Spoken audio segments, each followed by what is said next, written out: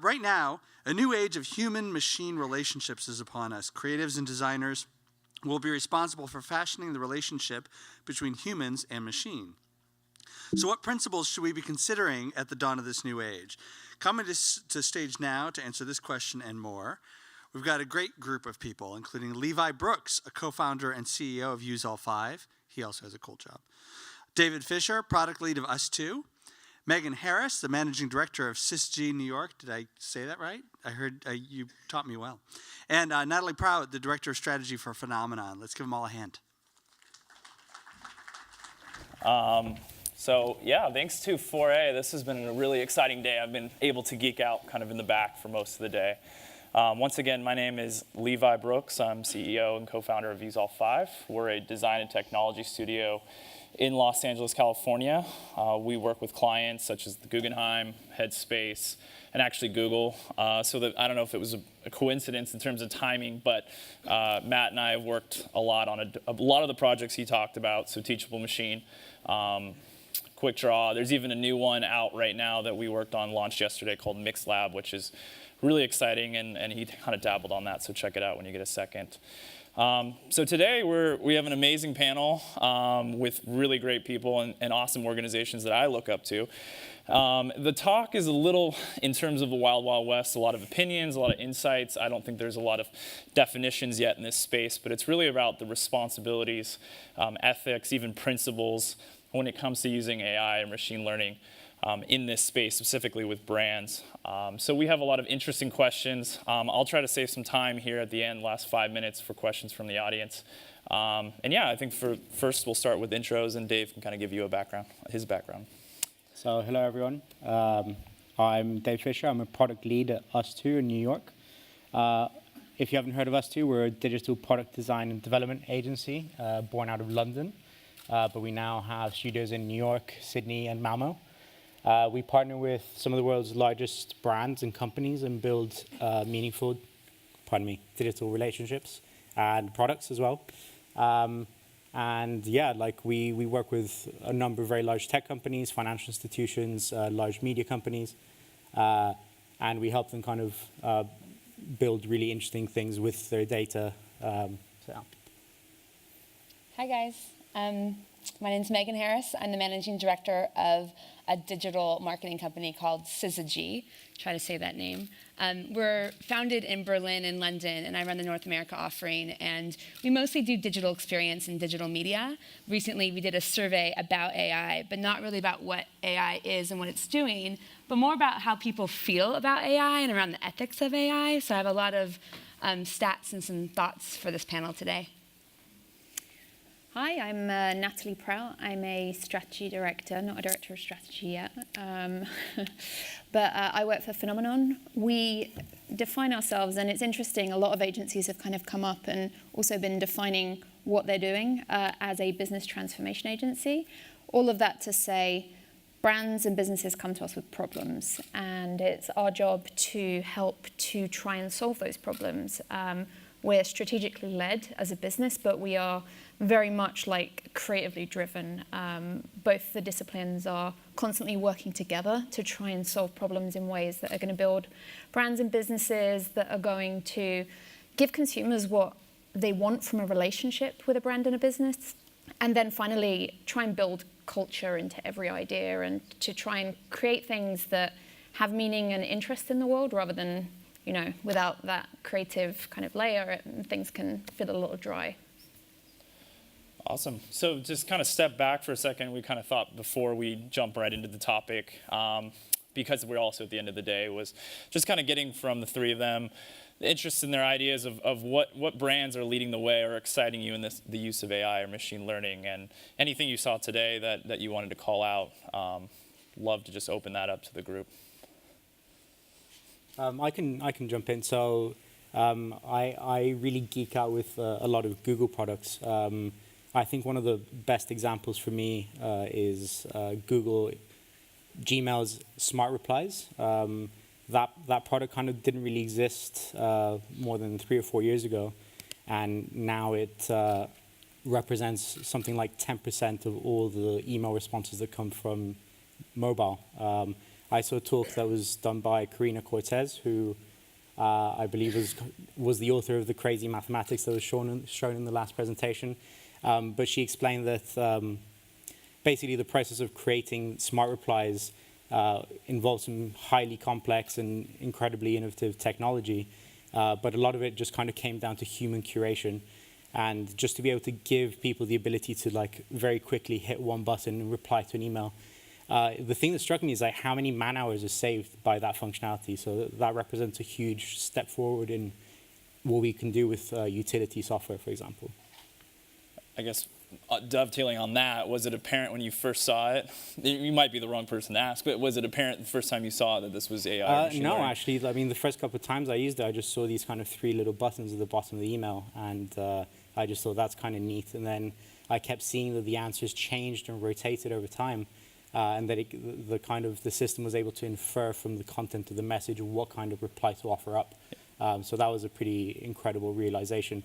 And then when I saw Karina talk about it, how it was built and how they curated the answers, it kind of all clicked. But I think that's not very apparent to most people that interact with it. Yeah, and it's an interesting experience if everybody's tried it. I'm addicted to it. I use it probably way too often. I think some of my clients are finding out that I'm using it way too much. But how did it make you feel when you first found out that it was AI machine learning? Did it hit you really fast? This is a little creepy that they're scanning my emails and doing well, all? I mean, if you use Gmail, the free tier, you kind of know that you're going to be, your data is not super private. I mean, Yeah.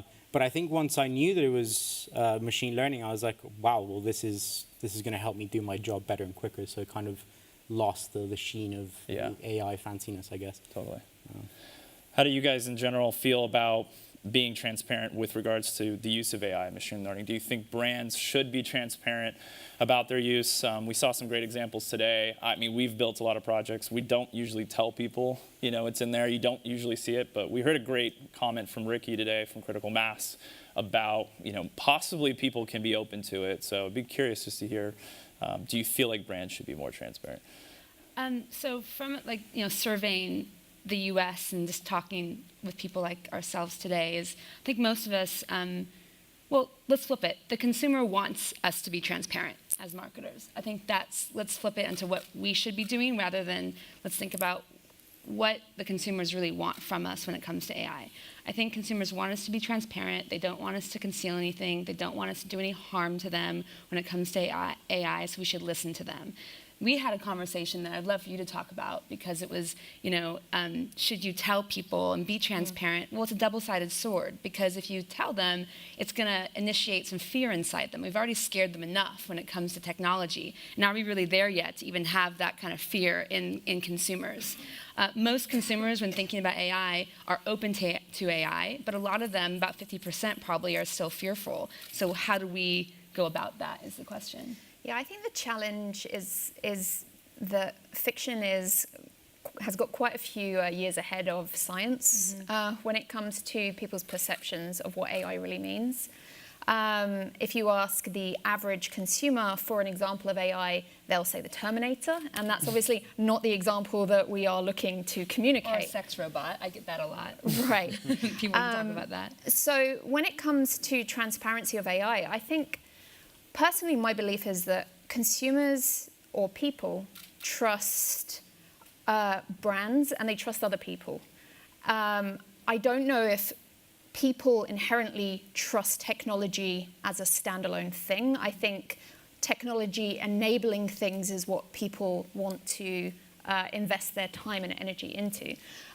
So when we're thinking about transparency of AI, I think it's more about what are we enabling people to do and who are the brands that are enabling that to happen, and what are the kind of latitudes that different brands have with those people. If you're a brand that is all about innovation and experiment and really pushing the forefront, I think people have a lot more trust and even a lot more interest in hearing about the power of AI. If you're a brand that is really built on a very traditional category that is very much about safety and security, I think it's more about how you use AI to enable people to achieve the things they want to achieve with your brand, rather than it necessarily being a kind of extremely I think transparency is a difficult word because transparency leads you to believe that things are being concealed from you. Yeah. I think it's more about how you present information to people in different categories and what their expectations are from you as a brand.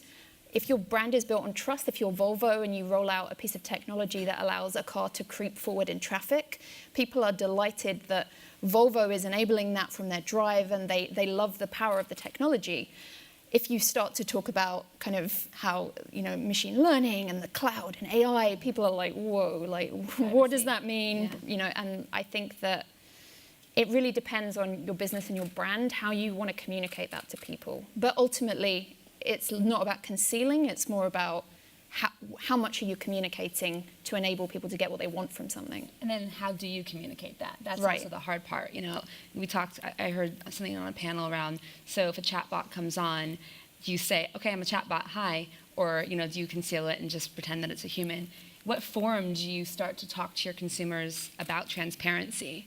That's a difficult Yeah, it's one. another creative problem. It's like you don't want it to be a privacy policy. Yeah. Right. But you do possibly, and I think in the near future, especially when the government gets into it, there will have to be some disclosures. And I think there's a creative problem there about how you disclose it. As Yeah. kind of Natalie said, I think you can take that in a positive way Right. and really spin it for your brand in the right way. Your brand just has to know what it stands for. I Exactly. think that's like the first step. Like, as a business and a brand, what are your ethics? What do you stand for? What's your mission? What are you trying to achieve?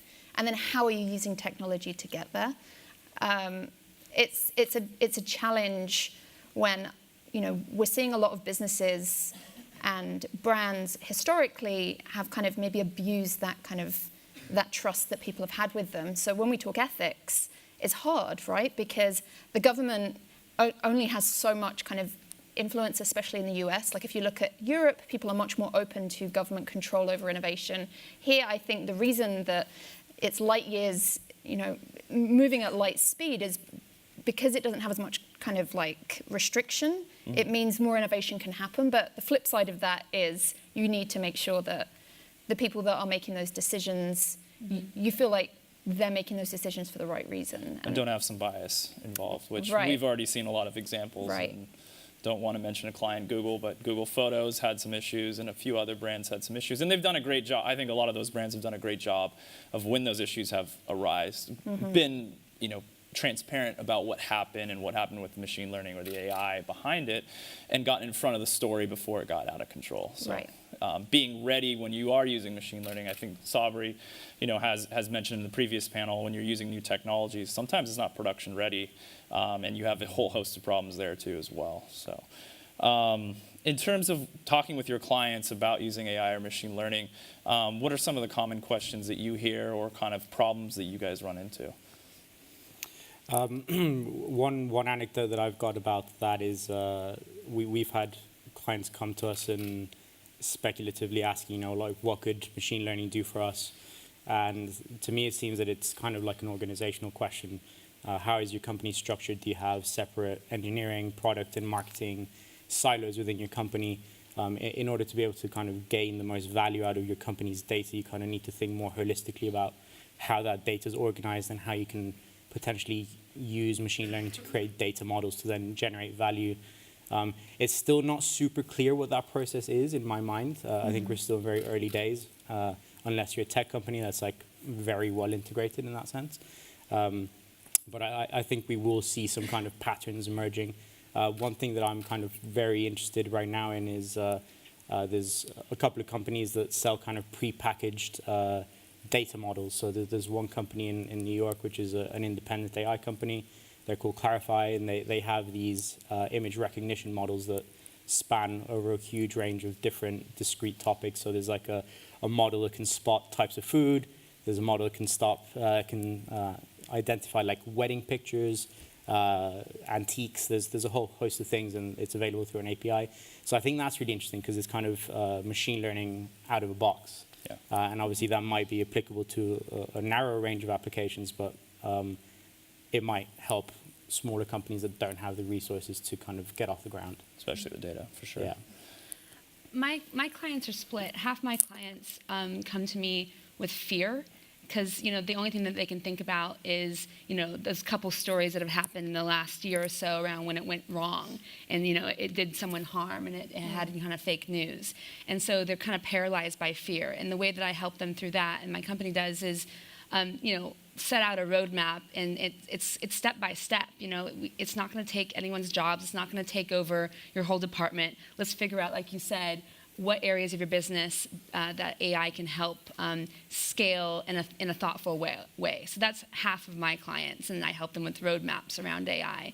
And I come from a media background, so a lot of it's around kind of machine learning and media placement and recommendation-based stuff. And then actually half my clients are very, very open and are starting to create different teams and education pods within their businesses, which I was very surprised and happy about, for AI and machine learning and understanding that. Some of my clients do understand that before they even start to develop and deploy AI, that they have to educate a lot of people in their departments, not just marketing, but kind of everyone. Because it's a big undertaking. You have to get everyone on board, or the right people on board, to really do it well.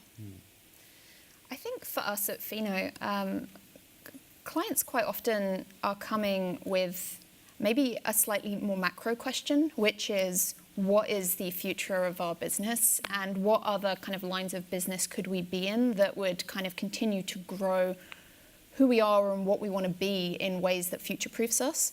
So we'll then work with the clients with the information that we have available, but then we'll also go through consumer testing, right? Like, we will try and figure out what is it that your customers actually really want from you, and then we'll apply, okay, so from a roadmap perspective, what does that mean and how do we get there? We worked with a sports brand to develop a piece of kind of sports technology, and in looking inherently at what their business and brand was trying to achieve, there was a layer of kind of competitiveness that really lived at the heart of their brand. And we kind of said, well, is that something that we can use machine learning to really build in this idea of a kind of feedback competitive loop, so that consumers, when they're engaging with your product, they're constantly challenging themselves and challenging people around them. Things are getting harder, they're setting their own levels. So we're really then using it to help kind of design for what they want to achieve as a business moving forward, and how they can really live what their brand is through product design and through technology. We worked to rebrand a big mortgage company that wanted to be a lot more human and a lot more friendly. Then figuring out what that meant for them in kind of actual execution and reality. There are a lot of moments when people want a human interaction, and there is not going to be any acceptance or love for the replacement of that human interaction. But once they've had 4 touches, 5 touches, 6 touches with a real human being, they're at a point where they're much more comfortable on that journey with your brand and with the product that is in place, that they're happy to talk to a chatbot at that moment. Okay, what does that chatbot need to do? What does a successful kind of relationship and interaction look like? When do we need to bring a human back in? So as long as you have the option to bring a human back in, people are very receptive. Right, and what are the problems we're trying to solve at what moment, and what is the right solution? And I think that AI and machine learning, augmented reality, and all of the kind of the great kind of technological kind of subjects and kind of things that we've covered today in this conference, and there's been a lot of amazing examples. It's kind of, what is the problem that we're trying to solve, and what is the opportunity and the solution to that problem? And I think that, I'm not a developer. I am also not like truly a kind of conceptual creative. I'm a strategist, and that's at the heart of what I try to bring to every opportunity and every problem. And then I like to work with the people that really have the skills and kind of saying, this is the answer, and this is how we do it, and this is how we bring it, and always try and root it back into, but does the customer really want it? Does the customer really need it? And how do we make sure that we're not going to disappoint them? Yeah, I want to follow up on that. I think I had a question around that, was just that balance between the use of AI and humans. And I think maybe David has some thoughts, or Megan too. A little bit what Natalie said, you nailed it in terms of like, what is that balance right now? And I tend to agree the balance right now is a little bit, I would prefer a human, and I can kind of tell the difference. I mean, maybe there's a Turing test here that we should talk about as well, but it's coming up very soon. And what is that balance between the interactions? I don't know if you've seen any examples or excited about any, but I think that's a great one that you brought up, is that principles behind human versus AI and that handoff. There's a lot of different nuances in there that I don't think most brands are getting right. Any thoughts on that? No worries if you don't. And I think in terms of getting into some of these other pieces, what are the most common uses of AI machine learning that you're seeing brands asking your businesses or your agencies about? We're seeing a lot with chatbots and obviously facial recognition and some other things, but it seems a bit light on the AI part. I don't know if there's anything that you've seen there and good examples of what the most common things are.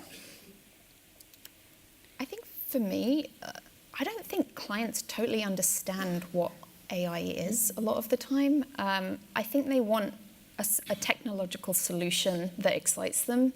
And AI is kind of the word that not all clients, like some clients are extremely well educated and they know exactly what they want. But even to a certain extent, chatbots as more like branching decision makers rather than almost true kind of learning is enough for some clients, right? Like they just want to feel like they are dipping their toe, kind of like the question earlier, into staying ahead of the curve and testing and learning, and even sometimes internally kind of keeping everyone happy that there is experimentation and development going on. I don't know if maybe you guys have some examples of some slightly more kind of interesting briefs that have come in. I don't know if it's different. I mean, I come from a digital performance lens, so a lot of my clients are asking me how to generate incremental revenue streams and push product a lot of times. Mm-hmm. So a lot of times the questions around AI for my company and me is, how do we use AI and machine learning to understand behaviors of our consumer more, faster, and at scale, so we can reduce the touch points to get them to buy sooner? I mean, that answer is in problem and challenge isn't as sexy as some of the things that we've seen today around innovation and probably what you do, but it is what businesses are trying to do, is incremental revenue streams and meet their targets in this very kind of saturated world. And that's where I'm using AI and machine learning from a media and programmatic point of view to understand that behavior for purchase. Again, not totally sexy, but I play the real world card right now. That's what they're coming to me for. And that's how I use it in my business. I mean, to your point, I think there's two separate things as well. So like for consumer-facing applications where machine learning and AI can manifest in the form of a chatbot, there's also like a huge area behind the scenes where machine learning can do all sorts of things. So like a famous example is like Google applying machine learning to how their data centers manage energy, right? So like that's not a super sexy problem, but like if it adds to your, or like reduces costs, it's super interesting for businesses. So a lot of these things aren't going to come up for like consumer-facing applications, I feel. Not just yet. I'd like to open it up to any questions from the audience. We have one right here in the middle. In the interest of time, my question is for you, Megan, with your programmatic or media background. We've talked a lot about understanding audiences, developing segments, and sort of custom or very specific messaging to those segments. Certainly, personalization is going to be, you're going to have a stronger effect from like an evergreen message that reaches every single person in this room. And as we start to understand each table, we write specifically to them, you'll see performance increase. Yeah. At what point do you start to creep people out? And have you seen this curve? Don't stalk people. That's my, No. Yeah, I'm talking like strictly like performance. Mm-hmm. As you get to a point of personalization, at what point does privacy become more concerning? So consider seeing a very personal Facebook ad and saying like, wow, that's way too much. Yeah. And then you hide that, or you're, and then it starts to hurt your relevance. Yeah, I think, so my blanket answer to that for what I've seen in the space, and what I've heard too, is if you're useful, it's not creepy. So I think consumers, what I see kind of when I do programmatic and media machine learning, if it, they're willing for it to be very, very personal all the time if it's still useful to them. The minute it stops becoming useful and a utility and it's just personal based on kind of like, what they've done before rather than here's a suggestion or let me help you out, then that's where the point of creepiness comes, when usefulness stops. I don't know if, there it is. And I'm curious, as we get more and more sophisticated with AI as it relates to targeting and personalization, at what point does everyone become aware of AI and then advertising is almost hurt as an industry altogether? I'm curious if there's any applications that you've used that, as you put it, that relevancy or that utility for specific people. I'm curious how that's going to evolve in the next 10 years. Well, number one, part of your question was, at what point where people feel creepy. I think Google's done us actually a favor from my point of view when it comes to what I do for a living around media, because the whole Gmail thing, like you mentioned, when you're a subscriber of Gmail that they're tracking what you do because you get ads, you get retargeted. I think it's making sure not just around, so a lot of the applications that we use, this is, again, not a sexy answer, but a lot of the creepiness not just comes from the personalization or the message, it comes from the frequency. So if you're getting personalized messages with your email and your banner and your content and your Snapchat and your whatever it is, all the time, that's the creepiness, is the frequency. But if you have the right kind of frequency because you understand the consumer journey and all the touch points, and you know when it's not creepy and when it's useful, then you can continue. And I think some of the applications that we're using are frequency type applications around consumer journeys. Again, not sexy, but this is the world that I live in when it comes to AI. Any other questions? We got one right here.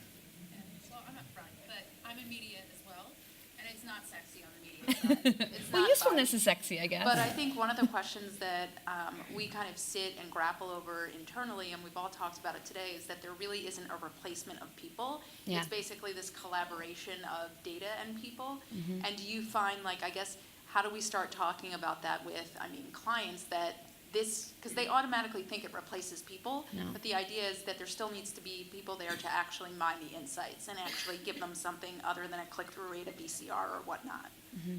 So I guess, are you guys are you kind of grappling with that as well, where it's almost like a reduction in staff too, or reduction in staff because this is automated?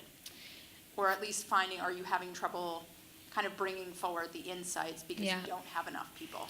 Well, I'll let you guys answer too, but quickly for me, you kind of answered the way that I actually talk to my clients about it, which is you still need the human layer. For my company now, when it comes to media point of view, is we use machine learning and AI to actually do all the heavy lifting for us, but it isn't replacing my team because we still need the people on the ground to set the audience segmentation and review the insights to put back into the segments or to identify the bright spots in the data so we can regroup on a quarterly or monthly basis and reset the roadmap for what we want to be doing with machine learning. So I haven't experienced anything around downsizing my team. I've experienced it's freed them up to do more of the insightful and the thinking bit of it so that they can machine learning and AI can do the targeting and the optimization with media, which is great. Yeah, I tend to agree too that right now it's definitely about AI can make your employees better or your talent better overall. And these tools there's a lot of available tools too that Google's releasing and Facebook and you name it, they're releasing it, which is awesome. I did go to the Summit conference this weekend. I don't know if anybody else went, but Beth Comstock from GE spoke, and she did say though in 10 years they had predicted that they're going to go from 300,000 employees to 150,000 employees. Part of that's going to be because AI and machine learning, but part of that is also moving people to other divisions or getting out of certain businesses that are going to be impacted by AI and machine learning. So I thought that was an interesting stat. The other professor that was on that panel didn't think there was going to be much of a disturbance in the next 5 to 10 years though. But so we're still looking short term. It's fine. It's all about making the human better, I think, at the end of the day. One last question. Hi, thank you. Great talk. The whole idea of the ethics and the transparency around this issue, I think, is most fascinating to me. Brands have a hard enough time having a consistent brand voice across channels and being transparent, independent of AI being involved. Some of the recent data breaches, I think, are evident of that. So you introduced this new idea. Natalie, you said, a lot of brands don't even know what AI is. It's like, oh, there's this bright, shiny object. We need to explore that. How do they develop that vocabulary to speak to all of these different people? You take like Amazon that is talking to billions of people that have different levels of understanding of technology and what these things are, and some want to see how the sausage is made, and others wouldn't understand it if you tried. So how do you be transparent, and how can you be ethical when there isn't even really necessarily a lot of that vocabulary established to do so? That was literally one of my questions, but it's Sorry. it was literally a can of worms that I didn't even want to get into, because I think we had a conversation earlier, which is like, what is even the form to have that conversation with your customers about your use of AI? I don't have the answer right now. I think Ricky gave that one example of maybe right away, this is using machine learning or this is a bot, but Natalie made a great point too, that can drive fear too. So there's a very kind of fine line that I don't think any brand, even the Googles or the Facebook or the Amazons of the world, have really cracked. How do you communicate about AI to your customers, or even to your employees that may not know about how they're using it internally too as well? So I don't know if you have any thoughts, but I didn't even ask that question because I was like, well, it could go we some debated places. it, and then we were like, that will be the whole panel. We will just be talking about, do you say it or don't you? Yeah. And how do you say it? Yeah, there's like no perfect answer because it can really cause some problems. But I think there's some examples that are going to pop up in the next year or so that should be interesting, especially with government regulation coming in and so forth. So I suppose just finally, like even for example, A/B testing. yeah. Maybe that is a way, Maybe there are ways of small-scale testing for different customer sets, seeing what kind of messaging is resonating, what kind of messaging is leading to the right kind of response. And although none of us like to be in a test environment, I think in finding answers, we can either do them on a big scale and either take off or flop, or we can think about how do we use things like, say, programmatic ad buys to even begin to test messages, ways of talking about things, to see kind of what's working and what's not, and even then see where are our clients comfortable. Yeah, it can be part of somebody's even brand purpose for that. So. Right. Well, thank you, everyone. That was a great talk, and we'll be around if you have any further questions for us.